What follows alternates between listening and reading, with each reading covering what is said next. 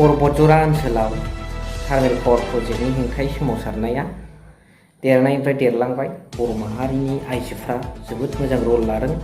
बे ओनसोलाव थानाय गुबुन गुबुन जाथि जगस्थिफ्राबो मोजां रल लादों आरो बेयो बे ओनसोलनिल' समस्या जानानै थायाखै, समग्र बर' जाथिनि आरो ट्राइबेल माहारिनि आरो बे ओनसोलाव थानाय गुबुन गुबुन जाथि गस्थिफोरनि समस्या। दा बेखौ समाधान खालामलायनानै थाबैनो लानांगौ, बेखौ जों रायजो राजाफ्रा लुबैयो।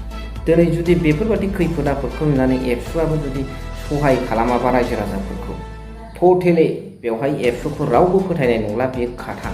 बेनिखायनो आं दिनैनि बे भिडिअनि गेजेरजों नोंथांमोननो मोनसे दुखुगोनां जारिमिनजों लोगोसे मोनसे दुखुगोनां मेथाइ दाजाबदेरनानै आङो होनो सानदों। नोंथांमोना जोबजासिम नायलांबानो जाबाय, नायनानै जोबनायाव कमेन्ट्स हरबानो जाबाय। नै